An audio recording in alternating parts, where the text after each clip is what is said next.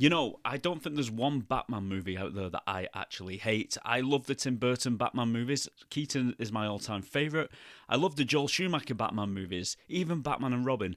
I love that movie because it's so bad. I enjoy it because it's bad. I love the Chris Nolan Batman movies, and I also like Zack Snyder's version of Batman that Ben Affleck plays, which I think he played so well.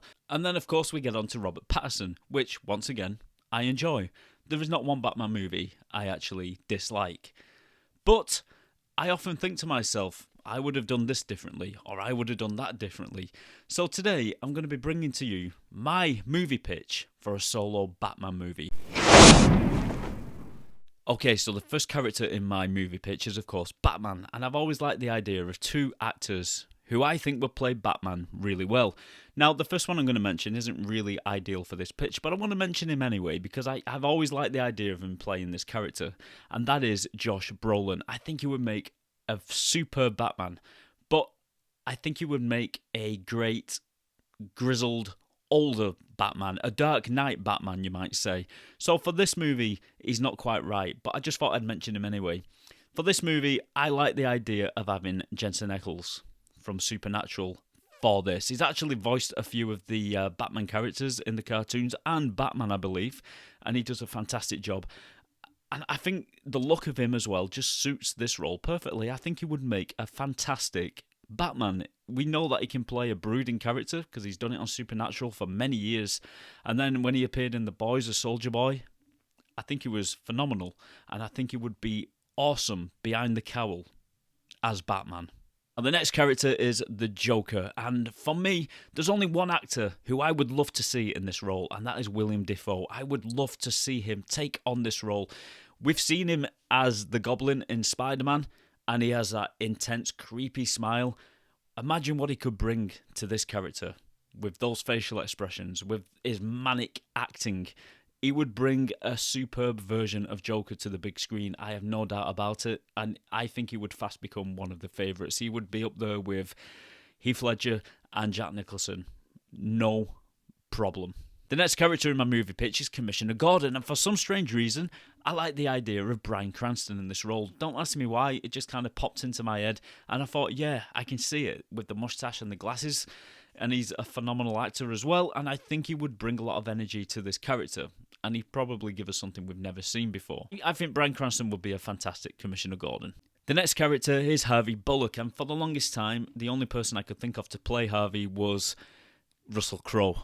And the more I thought about it, the more it just didn't feel right. But it was the only thing I could think of. And then all of a sudden, it just popped in my head. What about David Harbour? I think David Harbour would fit into this character really, really well. And for that reason, that's who I'm going for. The next character is Alfred, and for me, I think the perfect casting choice would be Frank Langella. I've always loved the guy, and if he can put on a pretty good British accent, then I think he would be perfect for this part as Alfred. The next character is Mr. Freeze, and I actually have two actors in mind for this. The first being Christopher Waltz. I think he would play a pretty good Mr. Freeze. I can see him bringing absolutely no emotion to the role. And that is exactly what we want with Mr. Freeze. The next actor is also a Bond villain, Mads Mikkelsen, and I think he would make a pretty good Mr. Freeze as well. So it's a toss-up between the two. I think either of them would be a pretty good Mr. Freeze. But for the sake of this video, we're going to go with Mads Mikkelsen. The next character in my movie pitch is Two-Face, and I really like the idea of Idris Elba playing Two-Face. The guy is ultra cool, so he play a very cool, suave attorney, but I also think he could turn on the crazy when he wanted to. So I think he would be perfectly cast for this, and I've always kind of seen him in this role for some reason. The next character is Poison Ivy, and what is Poison Ivy? She's deadly and she's beautiful, and I've always liked the idea of casting Monica Bellucci in that role. I know some people might disagree with me on that, but I think she would make a pretty good Poison Ivy. The next character is Clayface, and for this part, I only need a voice actor. And when I think of voice actors, there's one guy I automatically think of, and that's Andy Serkis. And I think he would be perfect as the voice of Clayface. I think he could bring something terrifying to the role. Next, we have Man-Bat, who would obviously be mainly a CGI character, but I need someone to play him when he's in human form, when he's Kirk Langstrom. And I like the idea of Liam Neeson playing him. I can actually see Liam Neeson wearing that lab coat and acting out the transformation. I think he would be absolutely awesome in this role. Next, we have Scarecrow. Now, in my movie pitch, Scarecrow doesn't actually take off his mask, But if he was to take off his mask, I think the best actor for this part would be Steve Buscemi. He has a look of him that is a little bit unnerving, and I think if he put his acting skills behind that and give us something really creepy, I think it would just utterly sell on screen. I think it would be amazing to see him as a menacing character, and I think he could pull off Scarecrow brilliantly. Okay, picture this. As the movie starts, on screen you can see the fluorescent sign of Ace Chemicals, and it's flashing on and off, on and off. And we can hear the faint sound of gunfire. The camera then moves and goes through a crack in the skylight, revealing Batman fighting a group of criminals inside the plant. Essentially, it's the same plot as in The Killing Joke, where Joker is a patsy and Batman confronts him and Joker slips over the rail into the vat of chemicals. We then see Batman looking down into the vat of chemicals as it's flushed into the river, including the Joker, and he is struggling to get to shore, and when he eventually does crawl onto the muddy embankment, he pulls the red hood off his head. In the reflection of the river, we see a distorted image of the Joker's face. We see that his face has been turned a sickening white and his lips have been burned red. The Joker then looks up to witness Batman's jet flying away from the scene, and he starts to laugh manically as the camera zooms into the blackness of his eye. Now at this point in the movie, I want to establish that Batman has only been around about a year, and to do this I thought a montage of newspaper articles as the movie starts would be a good way of setting up maybe 15 to 20 years between this happening and the present day. And this could be done by showing us various newspaper articles throughout the years, telling us that Batman has had many victories but he's also experienced loss. And then we see the title screen come in, Batman Arkham Asylum. Now, like I said, the timeline has now jumped and Batman has been active for around 20 years. Batman is now at the peak of his skills and he's a darker, more brooding Batman. The camera pans down over Gotham City at night through a store window and we see a news report playing on the TV with no audio but reads, "The Joker holds Mayor hostage, Gordon on the scene." Now we cut to the next scene and Gordon is speaking to the Joker on the bullhorn, requesting him to let the mayor go. Joker says he will do this if Gordon enters the building unarmed. Gordon then takes his gun from his holster and places it onto the hood of the police car, and Bullock begs him not to go in, but Gordon says he has no choice. Meanwhile, we get a shot back at the Batcave and we see that Batman is suiting up. He knows that something isn't quite right, and we see battle scars all over his body, telling us that he's been doing this for quite some time. We then cut back to Commissioner Gordon, who is now walking towards the mayor's office. As he reaches the reception area, he sees that the secretary is face down on the desk and there's a pool of blood all around. Gordon stops and stirs for a while and then he decides to enter the room. The mayor is sat in his chair. The Joker points a gun with an incredibly large barrel at his head. I imagine the Joker to be wearing his trench coat and hat, purple with black stripes. He looks pretty dapper. Gordon asks the Joker to release the mayor and uphold his end of the bargain, but of course, with the Joker, it's never that simple. The Joker ignores Gordon and starts to rant. And he starts to say to Gordon, "You call me the villain, Gordon. You call me the bad guy, when this guy here is more corrupt, as I am crazy." And then the Joker says it's time for me to clean up this town. And with that line delivered, Joker, laughing hysterically, pulls the trigger. Gordon screams no and moves forward. Just as a flag with the word bang on it pops out of the barrel of the gun. Gordon stops dead in his tracks. Joker laughs and laughs and laughs as Gordon reaches for his cuffs. But before Gordon reaches the Joker, he sprays the mayor in the face with Joker toxin from his flower. The mayor starts to laugh uncontrollably, tears running down his face, sweat is pouring from his head, and a vein protrudes from his temple. He's seen better days. The mayor passes out on the table, he's out for the count. Gordon grabs the Joker and slams him down on the desk and cuffs him, and then he gets on the radio and calls for a medic urgently to come and tend to the mayor. Meanwhile, the next shot shows that Batman is driving towards the crime scene when a news report comes over the radio informing him that the Joker has been arrested and is en route to Arkham Asylum. Batman looks straight ahead and he utters two words: too easy. Joker is then taken into processing at Arkham Asylum by Gordon and his men and Bullock. As they enter the asylum, Joker stops walking and stands there still, refusing to walk any further with a menacing grin on his face. Gordon tells the Joker to move it, but he refuses. Bullock then pushes the Joker hard and he falls to his knees. Bullock bends down to pick him up, but Gordon is starting to feel somewhat uneasy. Something's not quite right. Gordon's 4 men, who helped bring the Joker in, start to melt into mud before his very eyes. The 4 guards fall to the floor in big piles of muddy puddles, and then the muddy puddles combine and rise as Clayface. And Clayface is now towering over Gordon. He launches mud at Gordon and sticks him to the wall. Bullock is trying to get the Joker to his feet when Clayface knocks Bullock to the ground, and then he forms an axe and he swings at Bullock's neck. The Joker shouts, "No, don't kill him," and just before the axe makes contact, it turns into a soft clay substance that's strong enough to knock Bullock out, but not kill him. And then Clayface looks over to Joker and he's confused. He doesn't know why he doesn't want him to kill Bullock. And the Joker tells Clayface, "We need more hostages." And with that, the corridor doors burst open and more guards run in. The Joker grins and mutters, "Get me more." And Clayface does exactly what he says. Now, the scene switches again and we see the Batmobile driving past a road sign which reads Arkham Asylum, 1 mile. Meanwhile, back at Arkham, Joker throws a switch which opens all the cells in the asylum. Over the intercom, he tells the inmates to get ready. He will be here shortly. He's talking about Batman. Batman finally arrives at Arkham, bringing the Batmobile to a stop at the gates where a few police officers are now hiding behind their squad cars. Batman passes, his cape draping around him. He approaches the gate, and Batman stands there for a few seconds before the big Arkham doors open slowly. One of the police officers shouts, "It's a trap," and Batman replies, "I know," and walks into the asylum, and the doors close behind him. Now inside the asylum, directly in front of Batman stands a full-size mirror. Written in green marker is the sentence, "Reflect on your actions." This is it, this is my pitch. It's basically Batman in Arkham Asylum trying to save Commissioner Gordon. He's making his way through some of his most iconic villains, all the while the Joker intends to put him through a psychological gauntlet. And here are a few of the scenes that I actually had in mind. So the first inmate that he encounters is Victor Zsasz, and he encounters him in the dark hallway of Arkham Asylum.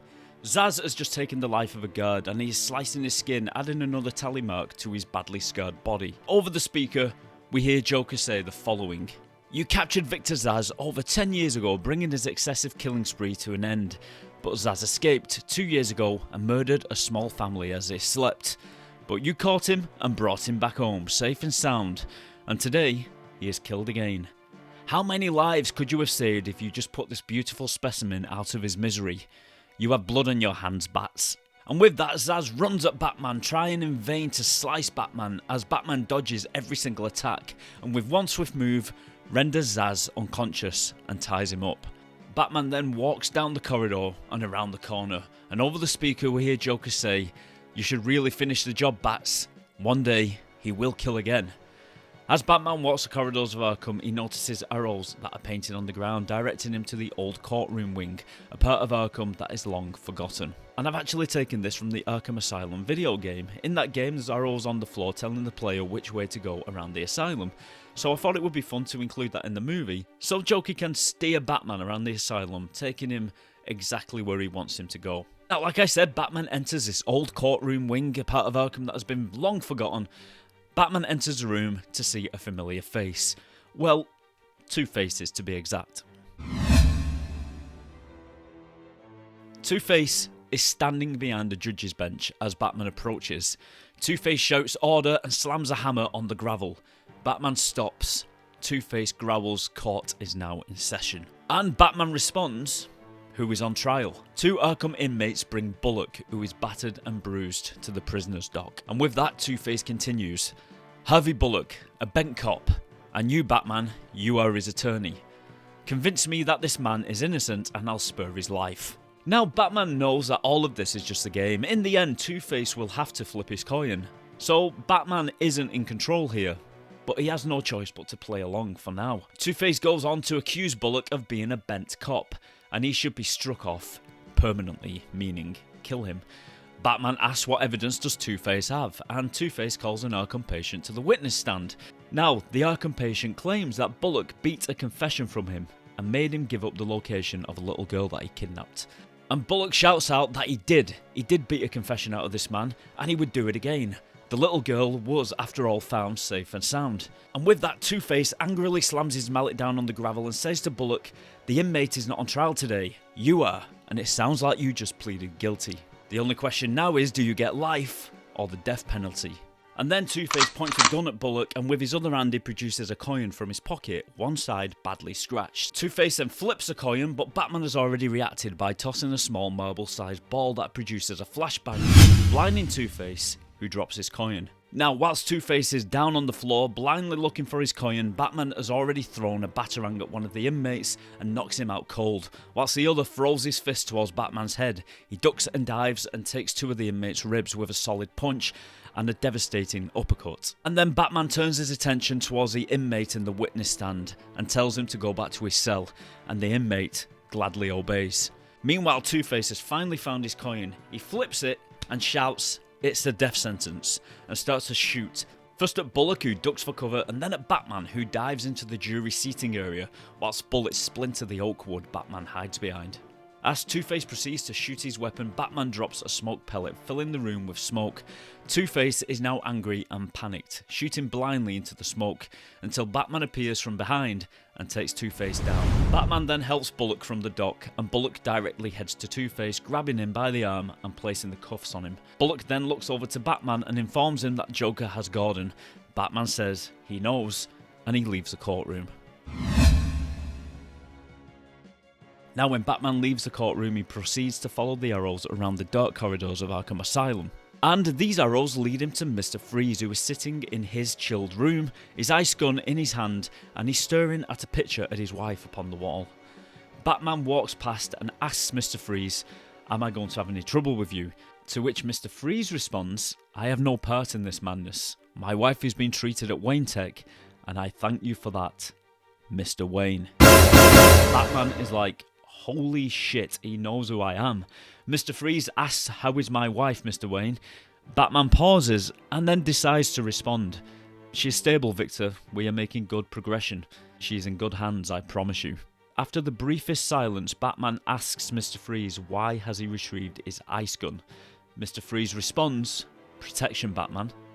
And Batman responds, "Fair enough, but no killing, Victor." Mr. Freeze responds, "If you say so, Mr. Wayne." Batman then walks on along the corridor. Mr. Freeze does not want to take his eyes off the photograph of his wife. Now, Batman now enters the next hallway to see Joker at the other side, a gun to Gordon's head. He shouts, "Get a move on, Bats, the Commissioner is on borrowed time," and he disappears through the door. And with that, Batman starts to run towards the door. He grabs the doorknob and shoulders the door open, but he comes face to face with the Scarecrow, who instantly sprays him with fear gas. And once again, I'm going to steal directly from the game, because in the game, when Batman encounters Scarecrow, the scenery changes when he's affected with the fear gas, and the corridor turns into Crime Alley, and he walks upon the chalk outlines of his parents. And then I want the scenery to melt away into new surroundings, and Batman is now stood in the middle of a graveyard at night in front of his parents' tomb. And of course, in reality, Batman is still stood in the corridor of Arkham Asylum, and suddenly two inmates enter the room with blades. But Batman sees the skeleton corpses of his mother and father because he's still under the effects of the fear gas. And as the inmates enter the room, his mother and father are coming out of the tomb and they lunge at him. So in Batman's fear vision, he is fighting his dead parents, when in reality he is actually fighting the inmates. And of course, Batman does not want to fight his parents, so he's mainly just blocking. And of course, the inmates are getting the upper hand.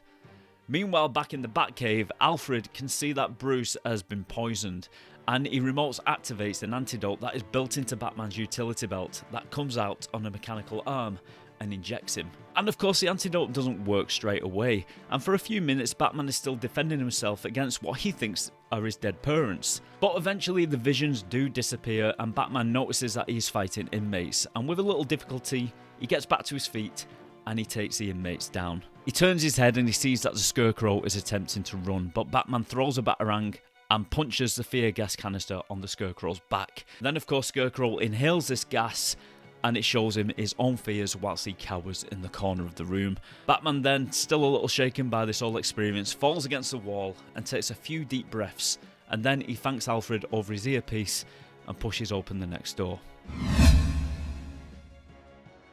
The Green Arrows now lead Batman into the garden area, which has been neglected over the years, and dead plants and weeds are all that remain. Batman follows the arrows across to the opposite wing of Arkham, when all of a sudden a vine wraps around his leg and he falls to the ground. The vine drags him into a nearby greenhouse where Poison Ivy sits on a throne of vines. Batman momentarily frees himself from the vines, but more appear and wrap around his arms and legs and restrain him and bring him up right in front of Ivy, face to face. And Batman can see straight away that she's clearly very upset, tears running down her face, and she looks destroyed. She claimed that this garden was allowed to die as she watched from her cell window as some kind of sick punishment. Batman says nothing as Poison Ivy walks the greenhouse, her hands running over the dead plants. She then turns and her lips turn a bright shade of green laced with red, and she walks back towards Batman. Vines wrap around Batman's head and hold his head into position, which would make it easier for Poison Ivy to kiss him. And of course, Poison Ivy's kiss is deadly. As Poison Ivy's lips come close to Batman's, he utters one word: agglomenia. Ivy stops. Her eyes stare at Batman curiously. She recalls a small plant sitting on a bedside table in her cell. A small plant called a Chinese evergreen, also known as an agglomenia. Poison Ivy comes closer to Batman and whispers in his ear, "My Chinese evergreen, it was from you." And Batman responds, "Yes, Ivy, the plant is from me. I believe in rehabilitation, not punishment, and I'll do my utmost to make sure that this garden is looked after when all of this madness is over. You have my word." The vines that are holding Batman then loosen and let Batman go. Unknown to Ivy, Batman replaces a small blade he had taken from his glove in case he needed to go to Plan B. Batman then tells Ivy that you should head back to your cell as it's dangerous out here. But Ivy responds that she is the only dangerous one in this garden. Batman smirks and turns his head towards the West Wing. Now in the next scene, Batman enters the West Wing and he follows the Green Arrows to the cafeteria area. Inside, all the tables and chairs have been pushed aside, but in the middle of the room is one inmate. He's on his knees and he's shaking. Batman approaches and realises the man is Kirk Langstrom. Sweat is pouring from his skin. He looks up at Batman and says, "I can't hold the monster back for long. They had my serum. I don't know how, but they had my serum." Batman notices that Langstrom's body has already started to change, and Batman talks to Alfred, who has been listening in the whole time. He says, "Alfred, I need an antidote for Kirk Langstrom. You will find files on the computer. Send it via the Batwing." Alfred tells him that it will take around 20 minutes. Batman looks down at Langstrom. His body is already transforming, his bones are breaking and elongating. Batman is already running for the door, but it's too late. The transformation is complete and Man-Bat takes flight. He lands directly in front of Batman, blocking his exit from the cafeteria. Batman then goes to grab something from his utility belt, but Man-Bat bats him away with his wing and he goes flying across the cafeteria into the chairs and tables. Batman gets to his feet as Man-Bat approaches, and Batman starts to pick up chairs and he flings them at Man-Bat, who easily just swats them away. Man-Bat then swats Batman with his wing and he goes crashing into the kitchen area, slamming against the stove. Batman once again gets to his feet. He's still dizzy from the last hit that he received, and he looks forward and he sees Man-Bat entering the kitchen through the swinging doors that Batman himself just came crashing through.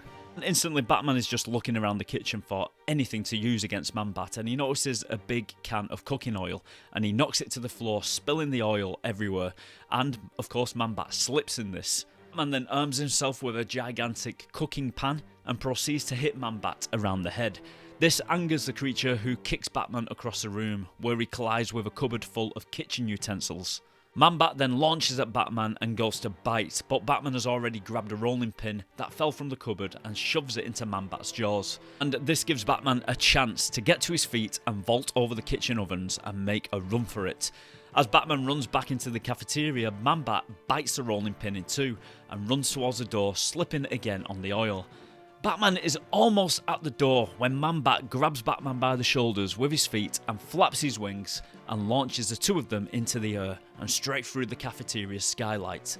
Batman grabs his blade from his gloves, the one that he was going to use on Poison Ivy, and slices at Man-Bat's foot, and he drops him to the rooftop below. Batman hits hard and almost falls over the edge of the roof. As soon as he gets to his feet, Man-Bat grabs him again and takes him high up into the night sky. Down below, Batman can see Arkham getting smaller and smaller. Batman then glances into the night sky, and in the distance he can see the lights of the Batwing approaching and activates remote access on his glove. He sends a Batwing crashing into Man-Bat, who lets go of Batman. Batman is now free falling back towards the garden area of Arkham Asylum, and he does not want to use his cape to glide just yet, or he will be a sitting duck. But as the floor fast approaches, with only seconds to spare, he extends his cape and a gust of wind lifts him and sends him smashing into a statue of Amadeus Arkham, the asylum's original founder. Batman lays on the ground, semi-conscious, pieces of the statue all around him. And as Batman starts to come around, Man-Bat lands in the distance. The Batwing hurt him, but he's still more than capable of tearing Batman apart. Man looks up into the sky and he can see that the Batwing is hovering above his location, and he presses a button on his glove which drops a capsule containing the antidote. It smashes through the roof of the greenhouse. As Man-Bat approaches, Batman grabs a broken arm from the statue and swings it at Man-Bat's face, and then he makes a run for the greenhouse. But Batman is once again hit by Man-Bat's wing and he goes smashing through the glass, and he lands on Poison Ivy's throne of thorns. Man-Bat enters the greenhouse, his fangs are dripping with poison saliva, and he approaches Batman when multiple vines wrap around Man-Bat's legs, his arms and his waist. He thrashes around, freeing himself momentarily, but even more vines wrap around his wings and his arms and his legs, and they force him to the ground. This won't hold him forever. Batman knows this, and he reaches over to the capsule, enters a passcode, and it opens up, revealing a syringe of the antidote, which Batman sticks into the creature's neck, and within seconds Man-Bat starts to turn back into his human form. Batman crawls over to where Langstrom is laying and he checks his pulse. He's still alive. Unsteadily, Batman gets to his feet. He's exhausted, he's battered, he's bruised and he's broken. He then takes a breath and heads back towards the West Wing entrance, this time with a few fractured ribs. When Batman opens the door, we see that the corridor is full of inmates. The Joker comes over the intercom. If you want to save Gordon, you will have to get through this lot of despicable lowlives. And next, I imagine this really cool fight scene, a lot like the hallway fight scene in Daredevil and the one in Oldboy as well. In this scene, the inmates have improvised weapons like table legs and broken mop handles, things like that. But Batman makes his way through all of them using a few provisions from his belt. But it's not easy for him because he's already bruised and battered. But eventually he does make it through. But when he does, he's more tired and more burned out than he was before. But he goes on, following the arrows down a flight of stairs to his last confrontation. Batman stands before the doors of the morgue. Batman takes a breath and he pushes the doors open. Before him is a cold steel table with drainage canals. Either side of the room are chamber doors where the dead are kept on chill. At the end of the room, Joker stands, Gordon on his knees, his own revolver pointing at his head. Sat at the side of Joker is a female psychiatrist who works for Arkham. She's badly shaken and crying. In front of her is a couch that you would see in a psychiatrist's office. Joker has had it brought into the morgue area. He then tells Batman to take a seat, and he points at the psychiatrist and says, "This lady has got some questions for you." Batman does not move, so Joker cocks the gun at Gordon's head. Batman walks towards the couch and takes a seat. The psychiatrist is holding a pad with questions the Joker's written down in crayon. "Ask him," the Joker says. The young female psychiatrist is trying to fight back the tears. Joker kicks her chair and screams, "Ask him." And with that, the young psychiatrist proceeds to ask Joker's questions to Batman. How many people have died because of your twisted morality? Do you ever feel your decisions are like a noose tightening around the necks of the people of Gotham? And then he responds, "It's important I don't cross the line and become what I fight every night." The doctor, shaking, turns the page and asks the next question. "Do you think you bring out the worst in Gotham? Most of these monsters only surfaced after you appeared on the scene." Man takes his attention off the psychiatrist and looks directly at the Joker. "If you think the monsters did not exist before I put on this mask, you were not paying attention. You were blind." Joker screams, "You made me." Batman responds, "No, you were a ticking time bomb. It was only a matter of time." Joker then screams, "Do you accept that innocent people have died because you chose to let the monsters live? Monsters like me who kill and kill again to prove that you are not needed. You're pointless and this city will crumble with or without you." Batman stirs, not saying a thing. Gordon then answers, "This man is responsible for so much good in Gotham. It's a war out there and we fight a battle every night. And in wars, you have casualties." And with that, Joker hits Gordon with the gun. Batman stands, but before he can strike, Joker has the gun back to Gordon's head. Joker looks over at Batman. "Think of all the people I've killed, Bats. Let me tell you a secret. I kill because I know it weighs heavy on your soul, knowing you could have prevented it just by snapping my neck. Tell me, do you ever think maybe you should have killed me?" Batman responds, "Every damn day. But it's a line I won't cross." Joker simply grins and says, "Until today." Joker then produces another pistol and he throws it at Batman. Batman catches it in both hands. Joker then says, "Kill me or I kill Gordon. It's that simple. You have till the count of 3. Joker starts to count 1. Batman holds a gun in his hand. Joker says 2. Batman grips it tighter. Before Joker can get to number 3, Batman raises a gun, pulls the trigger, and the bullet punches a pipe next to the Joker's face that engulfs him with hot steam. Before he knows it, Batman is on him and he delivers a devastating headbutt, and the Joker crumples to the ground, defeated. All of a sudden, Bullock walks through the door and Commissioner Gordon grins and says, "Just in the nick of time, Harvey." Batman then glances over to Harvey Bullock and he notices that something isn't quite right. Bullock's black eye has somehow moved from the right hand side of his face to the left. And you've probably guessed it, it's Clayface. Like lightning, Clayface sends a jet of hot mud over to Batman's direction, but Batman quickly kicks the steel gurney over to stop the mud impacting. Clayface throws the gurney to one side whilst Batman has grabbed a water hose and proceeds to shoot the jet of water at Clayface. It's enough to slow him down, but not stop him completely, but they manage to flee the room. Gordon and the psychiatrist run out of the building into the gardens as Batman closes the door behind him, and he connects a small explosive device to the door. When Clayface does come through the door, the explosion slows him down, but not much. Meanwhile, the Batwing has landed in the Arkham Garden, and Batman tells Gordon and the psychiatrist to get in whilst Batman continues to hold Clayface at bay with small explosives. With Commissioner Gordon and the psychiatrist safe in the Batwing, it takes off, and Batman jumps and grabs hold of the wing, but Clayface is fast, and he grabs Batman's boot, and he throws him into Arkham Cemetery. He goes crashing into old, decaying headstones. Clayface approaches Batman, and Batman instructs the Batwing to open fire on Clayface, ripping him to shreds. But eventually, the Batwing does run out of ammo. Batman watches as Clayface rebuilds himself, until he once again is towering above him. Clayface then turns his hand into a massive axe, and he holds it high above his head, and goes to swing it down upon Batman, when all of a sudden, there's a loud noise from behind, and Clayface is engulfed in ice. And the ice keeps building and building until Clayface can no longer be seen. Only thick ice remains. Batman and Freeze glance at each other and they nod.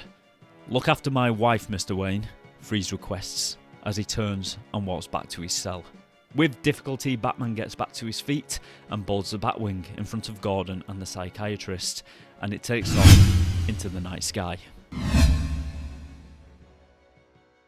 And that is my movie pitch for Batman Arkham Asylum. Obviously, it would need a little bit more polishing and a little bit more filling out with some of the writing, but that is what I believe to be the bare bones of the pitch I would like to make for a Batman movie. I had a lot of fun doing this. It's great to just kind of sit down and write what you would like to happen in a Batman movie. And like I said, I drew a lot of inspiration from Arkham Asylum. Absolutely love that game. I've played it to death. I've played it so many times. I took inspiration from the Arkham Asylum comic book and Batman the Animated Series. Funnily enough, when I was thinking of this in my head, I was thinking of the animated series. So it would also be good as a movie, maybe a cartoon movie, that is. But yeah, I had a lot of fun with this, and I hope you enjoyed listening to me today. And tell me what you think in the comments. What would you like to see from a Batman movie? If you could pitch your own version of a Batman movie, what would it be? Let me know in the comments section. And until next time, take care of yourselves and each other, and I will see you very soon. Bye-bye.